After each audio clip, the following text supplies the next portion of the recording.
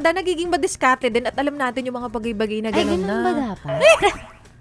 May mga ganun yata. Feeling ko pagka tumatanda ka na, parang, Oo, di ba? Abilisan natin mairita.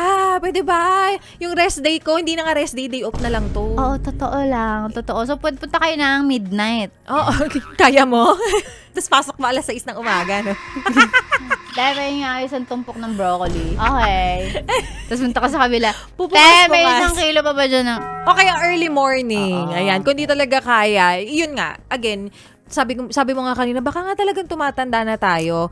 Again, pag tumatanda ka na, syempre sanay ka na rin, di ba? Alam mo yung mga pagkakataon at panahon na hindi ka dapat pumunta sa mall. Dapat habang tumatanda, nagiging madiskarte din at alam natin yung mga bagay-bagay na Ay, gano'n ganun na. ba dapat? Akala naman natin kailangan makipagsapalaran pa rin. Oo. Kasi parte ng buhay na mahirapan talaga. Oo. Siguro kasi pagka nasanay kang lumalaban lagi. Oo. Parang, sige, okay na, laban lagi, laban. Totoo naman, sabi nga, hindi ka naman pinalaki ng sex bomb para bumawi lang. Totoo. Kaya minsan, kahit hindi convenient, sige na, okay na yan. Sige, punta tayo kahit maraming tao. Oh. Ayan yung sakit ng mga mas tumatanda na rin.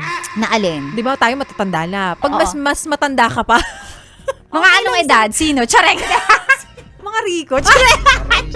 Kasi yung Pag medyo nanay mas ko matanda ganun. pa kaysa sa atin, ano Mga tipong nanay natin. Ewan ko, baka yung nanay mo hindi ganun. Na Yung alin? nanay ko, daming tao.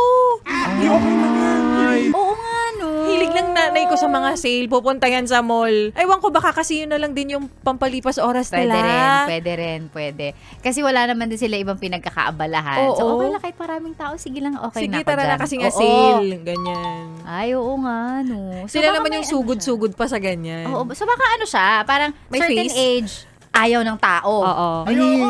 Oo. Tapos medyo tatanda ka pa ng konti, ay sige, okay lang. Okay Oo. lang kahit maraming tao.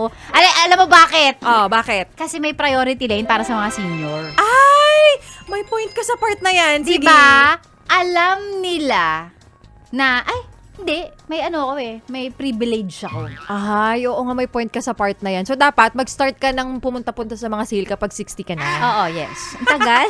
Tagal. Sige na, antayin natin yung mga pagkakataong yan.